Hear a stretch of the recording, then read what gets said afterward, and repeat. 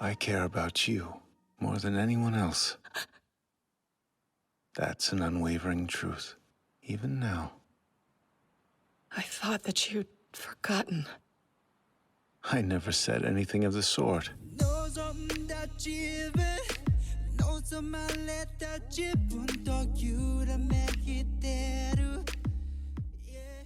Greetings once again, my friends, and welcome back to Geek News Anime Night, where we take a specific season of a series and we dissect it episode by episode and give you guys our thoughts about what happened. I'm obviously your host, Adam Mickelson, aka Drac. I hope everybody's having an awesome day when you're listening to this, and joining me is, as usual, is my lovely wife, Andrea. Andrea, are you warm enough yet? Almost, but not quite yet. It's not 80-degree days, it's more like 60. Better? Worse? A little bit better. All right. And now it's technically been like a week since we watched both of those episodes when we're recording this. And yeah, like we said before, after the cliffhanger of episode 8, we couldn't end on that. We just couldn't. So at that point, we also watched episode 9, and now we are giving you our opinions on that, and that is episode 9, What's Your Name? So the cliffhanger in particular that we're talking about, if you're joining us brand new, is that since Kyo ran off, it left Tohru in the middle of a, well, rain-soaked front yard. And out of the bushes comes a very distraught, very deranged Akito. With a knife, no less. He has already stabbed one person. She is probably looking to stab another. And that's where we literally start things up, is back into their conflict. And the fact that Akito basically feels like, and I think this is actually something that's been building since the beginning of the series. She feels like that Tohru is slowly replacing her as the head of the table in the Zodiac, because all of the Zodiac members love Tohru and they despise Akito. Couldn't totally be because she's been a manipulative, sadistic bitch or anything like that. No, not at all. But like, that's her argument, is that she feels like Tohru is basically replacing her. That seems pretty logical to see that happen. Well, logical in, like, what do you mean by logical? Like, that's Akito's frame of mind? Or are we talking Tohru? Like, do you actually think Tohru is replacing her? No, but it just makes sense that everybody seems to love Tohru because she treats them, very kindly. Just everything that Akito didn't do. Yeah, it accepts them for who they are, and even though, whereas Akito's pretty much the exact opposite. Yeah, so at that point, that's why she's come with a knife to finally end things. I'm guessing under the premise that if she kills Tohru, then they don't have any reason to do anything but reach back in to be part of her personal banquets, kind of thing. That's how twisted Akito's logic is. If I kill this person, as well as the other Zodiac member, they will come right back to me.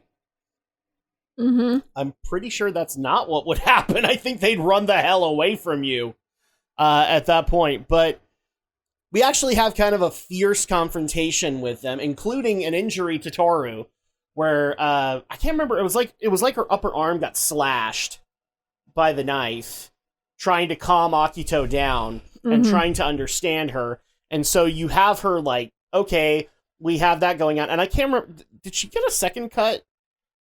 I want to say it was just the arm, but like part of me is thinking that she also got one like right around her side. Somewhere around. Did she get two?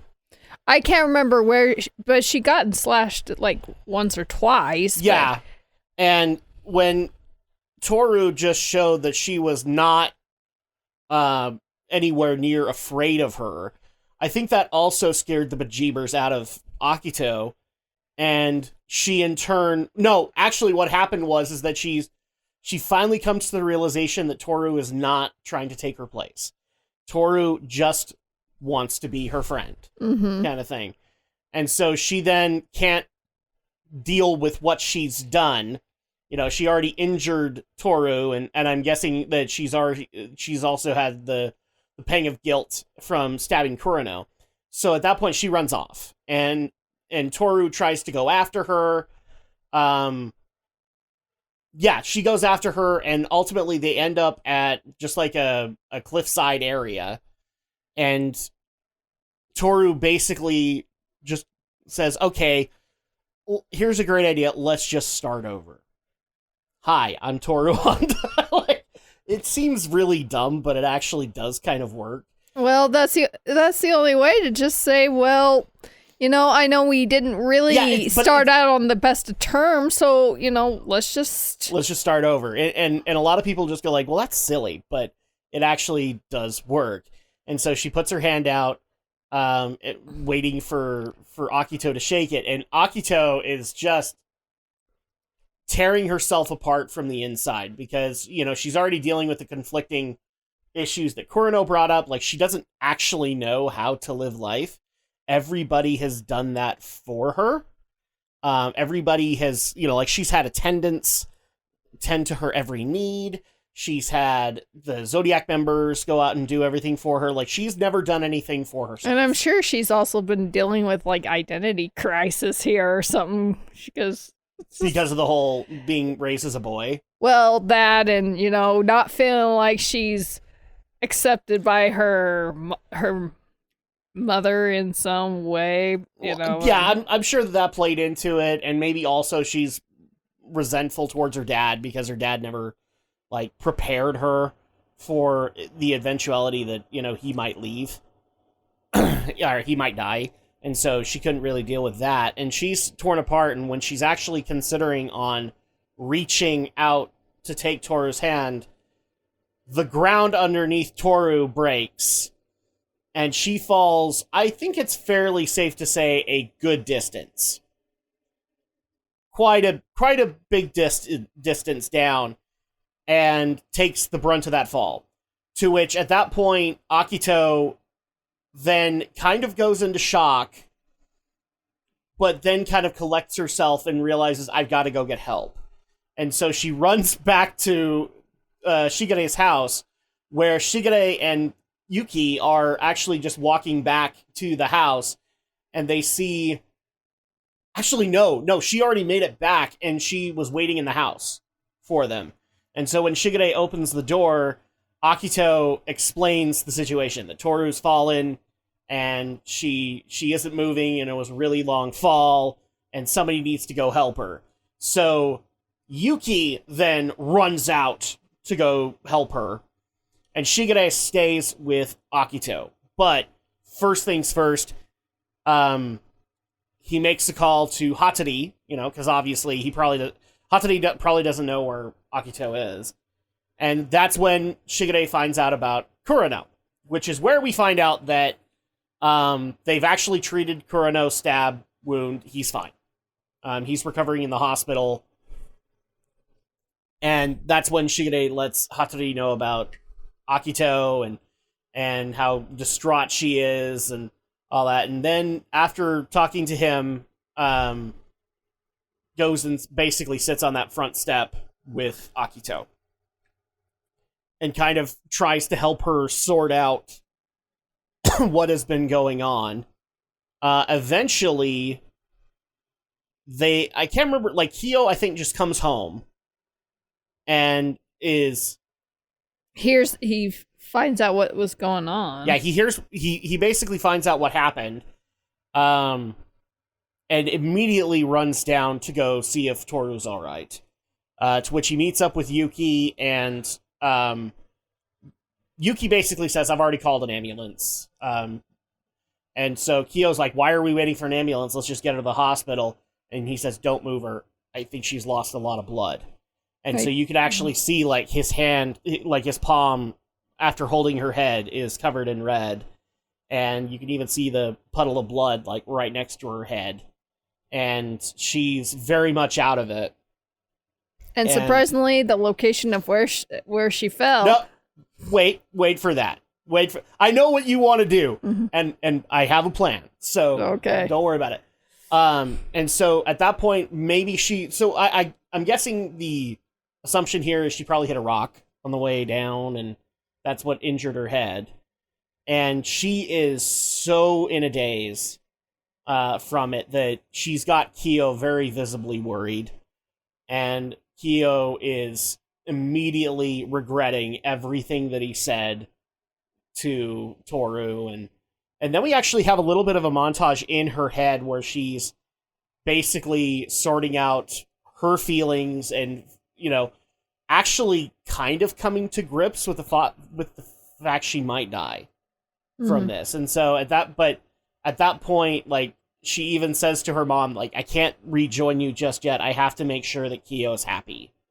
I have to make sure that he'll be happy after my death and all that. And that is enough to be able to get her conscious so that she can then comfort Kyo and show that she's all right and he's going to be all right too. And finally, it happens in the worst possible place imaginable. Their first kiss happens when she's lost a lot of blood. So I'm pretty sure that was an interesting experience. But basically, he says, I'll be there for you. And they take Tohru to the hospital. And the next scene that we have is Akito outside of the hospital. So this is the same hospital that Tohru works at and that Momiji's dad owns. So at that point, we see Akito outside of the hospital. And she is very much... Or actually, no, she just barely went to go see Kureno. And she's still very distraught from her feelings and all the things. Because now she genuinely feels bad over what she did to both Tohru and Kureno. And then Momiji comes by. And this is where we get an interesting conversation with Momiji and Akito, where Akito just doesn't know if she can face Tohru. Because she already felt so bad after having to face the things that she did to Kureno, and all Kureno did was just smile and accept her apology. Kind of thing. Which is kind of what we expected Kureno to do. I didn't really think he was going to yell at her or anything like that. I don't think he would have, resented her for that. I think it's just, he understands that, she's just really mixed up and confused. He understood the situation that led to this. It just, So, that already works out. But Momiji just tries to kind of comfort Akito and say, it doesn't necessarily mean that you're permanently evil just because you did these actions. You can actually change. You can actually be able to face Tohru and be able to start anew. And I actually like the fact that he brought up the story that he told in season 1 of the what is it? The world's biggest fool or something like that. And how that basically perfectly resembles Tohru. In a lot of ways. And that actually gives Akito the courage to go see Tohru. And that's, I believe, that's where this episode ends. Is Akito is just walking into into Toru's room. We don't even see how Tohru looks or anything like that. Well, we kind of do, but not very much. And then on top of that, the episode ends because one of the realizations that does happen is the very same area where Tohru hit her head and had her first kiss with Kyo is technically where this series started, because you can see the remains of her tent in the mudslide. So, another mudslide happened and it unearthed the tent. So, when you saw... So it's we've come full circle. Yeah, but when you saw the remains of the tent, what was going through your head when she was going to fall? Well, when she was going to fall, I was like, oh, son of a bitch. I know. Basically. We were like, hopefully she ain't gonna get impaled by that thing. I was actually just more worried that, she was going to fall and that was going to, put her in a coma or something. And that because I'm actually... Since the start of Season 3, I've been really worried that this is going to end horribly. that we're going to have some kind of tragedy in this whole concept that is going to make me just like hate the fact that I ever knew this series existed. But thankfully, that's not what happens. No, I did not think she was going to get impaled on the tent. Okay, because you're like, when you were seeing that, you're like, oh, shit. No, there were sharp rocks down below. That's what I thought she was going to get impaled on. Well, you're like, is that a tie rod? Or whatever. Well, originally that's what I thought it was, but no, then I realized it was the tent. Because, like, you could see a little bit of the tent flap on it. True. So, at that point, yeah, it's more thematic in the fact that the series has come full circle. Where Tohru needed help because she was living in the woods in a tent. She's been able to help out the entire Soma family, and now the Soma family is coming to help her. So it's just like, okay, so we've come full circle to this event, and we've seen lots of changes happen with the Soma family in the middle of that, including what looks like the head of the family finally changing and renouncing her evil, manipulative ways, and instead choosing to take a more peaceful path. So, that being said, I mean, like, what did you think when you saw the drop to the ground below? Well, I'd be like, oh my gosh, that's gonna be a hard fall. Yes. Ouch. Yep. Did you think that, did either of us think that Akito was gonna try and reach out and try and save her? I couldn't remember if that happened, but I could maybe see that, but, no.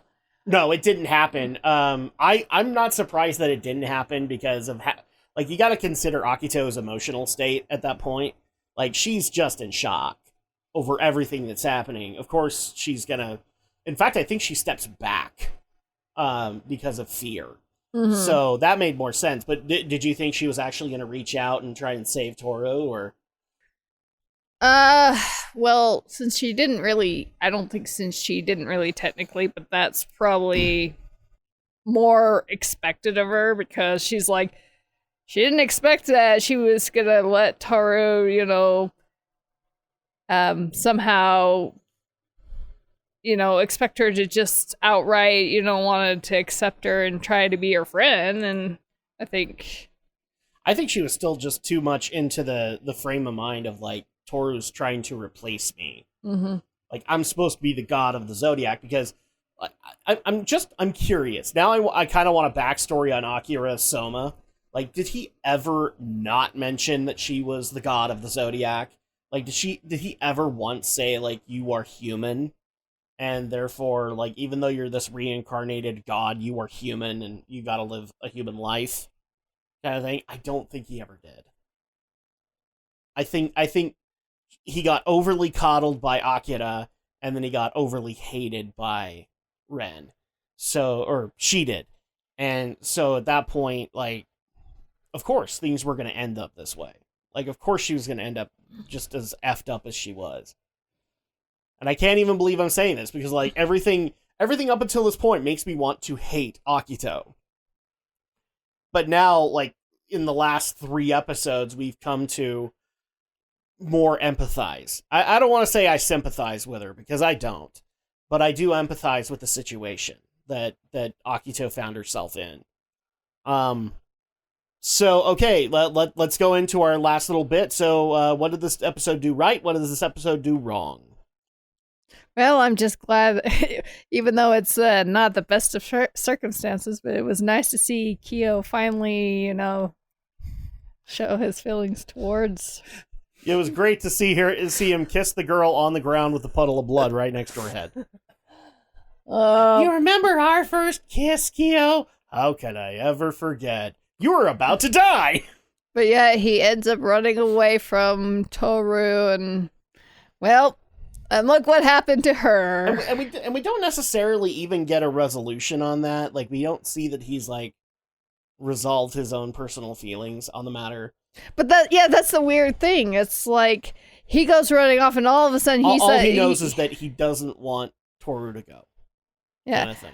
But then he comes back and kind of acts like, well, I'm done with, whatever, and then all of a sudden he hears the news and he's like going and he just darts off. But it kind of like, I mean, you don't even see like a scene of him like trying to work this out in his head and try to figure out a way to, you know, fix whatever was. I'll tell you one thing that was kind of unexpected. I almost thought that a situation like this was actually going to get Yuki to break his restraints and actually fight Kyo. Like, legit fight him because of what was going on. Because I think that might have been, like, when he was trying to chase Kyo down, as, you know, he wanted to call him an idiot, and now, like, part of me was almost expecting Yuki to just stand up as soon as Kyo got there and just say, like, you know, I've called a hospital, or I've called an ambulance, don't you freaking touch her, you know? Yeah, and but if I'm Kyo sure tried to reach over, then he would just, like, release all restraints and fight for real. No, I wouldn't have wanted that because, quite frankly, it's like this is not the time for them to go picking fights with each other because Tohru's hurt and all, but I mean, you would think that, yeah, Yuki would... The reason I think that should have been the reaction is, like, Kyo needed help from Tohru. I'm not saying that he didn't, but a lot of his stuff he had to work out on his own. Yuki needed Tohru for quite a while there. Just because of all of the bullcrap Akito did to Yuki. So, to say that, like, he isn't somewhat, he isn't somewhat overly protective of Tohru, I think is clearly a possibility. But I also just kind of want to say, like, okay, well, yeah, but you've hurt Tohru so much, like, I want to take it out on you.